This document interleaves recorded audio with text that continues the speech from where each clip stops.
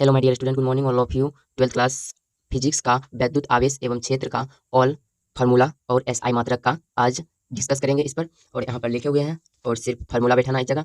अब पहला है आवेश का एसआई मात्रक। आवेश का एसआई मात्रक क्या होता है? आवेश का एसआई मात्रक होता है एम्पियर इंटू सेकेंड।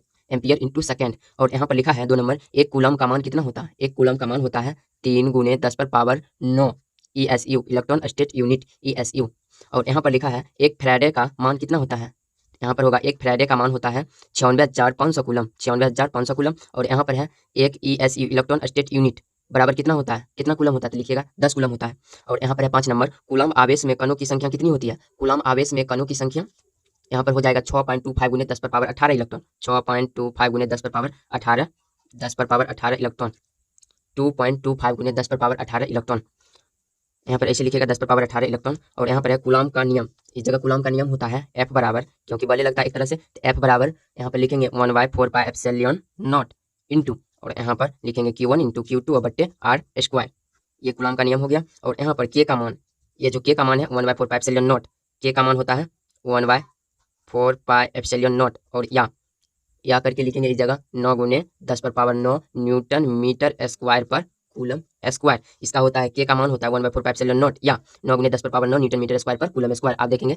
और यहाँ पर है 8 नंबर, आप है यहाँ पर है K का एसआई मात्रक। K का एसआई मात्रक होता है, यानी इसका एसआई मात्रक न्यूटन मीटर स्क्वायर पर coulomb square, newton metre square पर कूलम स्क्वायर। और माध्यम की वैद्युतशीलता का मान, और इसको एप्सिलॉन नॉट से सूचित करते हैं। माध्यम की वैद्युतशीलता को एप्सिलॉन नॉट से सूचित करते हैं। और इसका एसआई मात्रक होता है कूलम स्क्वायर पर न्यूटन मीटर स्क्वायर। और इसका मान होता है 8.85 × 10⁻−12 कूलम स्क्वायर पर newton metre square, newton metre square इस जगह। और यहाँ पर है 10 नंबर, वैद्युत क्षेत्र की तीव्रता का सूत्र। वैद्युत क्षेत्र की तीव्रता का सूत्र यानी E बराबर F/Q, E बराबर F/Q। और यहाँ पर है वैद्युत क्षेत्र की तीव्रता का एसआई मात्रक। इसका बहुत एसआई मात्रक होता है, लेकिन प्रसिद्ध एसआई मात्रक है न्यूटन प्रति कूलम, या यहाँ पर जूल प्रति कूलम इंटू मीटर, या इस जगह वोल्ट प्रति कूलम।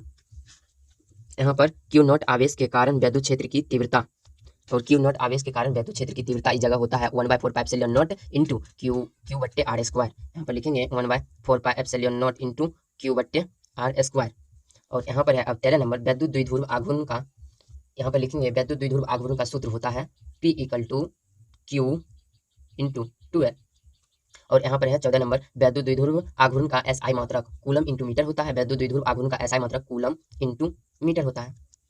अब यहाँ पर 15 नंबर देखेंगे। 15 नंबर है अक्षीय स्थिति में वैद्युत क्षेत्र की तीव्रता, यानी अक्षीय स्थिति में वैद्युत क्षेत्र की तीव्रता क्या होता है? यहाँ पर लिखेंगे अक्षीय स्थिति में वैद्युत क्षेत्र की तीव्रता E = 1/4πε0 इंटू, यहाँ पर लिखेंगे 2P/R²। ये अक्षीय स्थिति पर होता है। यहाँ पर निरक्षीय स्थिति पर, यहाँ पर लिखेंगे निरक्षीय स्थिति पर वैद्युत क्षेत्र की तीव्रता E बराबर 1/4πε0 इंटू, यहाँ पर लिखेंगे P/R²। निरक्षीय और अक्षीय स्थिति में इतना ही अंतर है कि अक्षीय स्थिति में 2P लग जाता है, यहाँ पर 2 लग जाता है, और निरक्षीय स्थिति में 2 नहीं लगता है। यहाँ पर अब है 17 नंबर, बल आघूर्ण का सूत्र, यानी बल आघूर्ण का सूत्र पूछ रहा है। टॉर्क बराबर बल आघूर्ण को टॉर्क से सूचित करते हैं, और टॉर्क बराबर होता है P, यहाँ पर लिखेंगे P × E sin थीटा। और इसका बल आघूर्ण का सदिश रूप, यानी टॉर्क = सदिश रूप में होता है, ऊपर में वेक्टर लग जाता है और क्रॉस का चिन्ह आ जाता है, और E क्रॉस, यहाँ पर क्रॉस का चिन्ह है P वेक्टर और P vector cross E vector.